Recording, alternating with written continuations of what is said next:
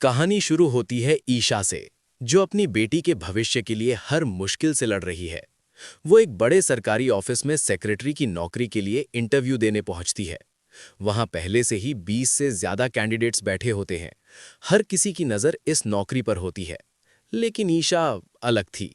उसकी पढ़ाई, उसकी समझदारी और उसका कॉन्फिडेंस उसे भीड़ से अलग बना देता है। इंटरव्यू के बाद सिर्फ 3 लड़कियों को शॉर्टलिस्ट किया जाता है और उनमें से एक होती है ईशा। उधर उसी ऑफिस के केबिन में बैठा होता है आईएएस सूरज, अपने काम में डूबा हुआ। वो अपने असिस्टेंट से कहता है, तुम ही इंटरव्यू लेकर बेस्ट कैंडिडेट सेलेक्ट कर लो।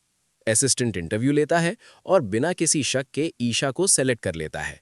लेकिन यहाँ सबसे बड़ा ट्विस्ट ये है, ना तो ईशा को पता है कि ये सूरज का ऑफिस है और ना ही सूरज को अंदाजा है कि उसकी नई सेक्रेटरी ईशा है। अगले दिन ईशा नई उम्मीदों के साथ ऑफिस पहुंचती है। उसके चेहरे पर खुशी होती है क्योंकि अब वो अपनी बेटी की फीस भर पाएगी। ऑफिस में हलचल होती है, जल्दी करो, बड़े साहब आने वाले हैं। तभी दरवाजे से सूरज की दमदार एंट्री होती है। पूरा स्टाफ खड़ा हो जाता है, लेकिन ईशा उस वक्त मुड़ी होती है और उसे देख नहीं पाती। कुछ देर बाद असिस्टेंट ईशा को चाय लेकर केबिन में भेजता है। हाथों में ट्रे, दिल में हल्की सी घबराहट, ईशा दरवाजा नॉक करती है और अंदर जाती है। सर, आपकी चाय। बस जैसे ही उसकी आवाज गूंजती है, सूरज के हाथ रुक जाते हैं।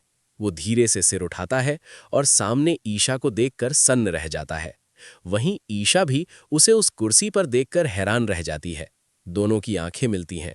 एक पल जिसमें सालों की यादें, दर्द और अधूरा प्यार सब कुछ दिखाई देता है। लेकिन ये खामोशी ज्यादा देर नहीं टिकती, क्योंकि अगले ही पल दरवाजा जोर से खुलता है। आईपीएस आकाश गुस्से में भरा हुआ अंदर आता है। उसकी आंखों में आग होती है। वो बिना कुछ सोचे सीधे ईशा के पास जाता है और उसका हाथ पकड़कर खींचने लगता है। तुझे यहां काम करने की जरूरत नहीं है, चल मेरे साथ। ईशा दर्द से तड़पती है, खुद को छुड़ाने की कोशिश करती है, लेकिन आकाश उसे सबके सामने बेइज्जत करते हुए बाहर घसीटने लगता है। और ये सब हो रहा होता है सूरज के सामने। वही सूरज जो कभी ईशा पर आंच तक नहीं आने देता था, आज खड़ा है और उसकी आंखों के सामने उसकी ईशा को इस तरह ले जाया जा रहा है।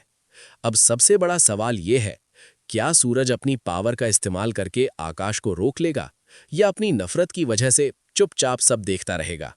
कहानी अब उस मोड़ पर है जहां एक फैसला सब कुछ बदल सकता है।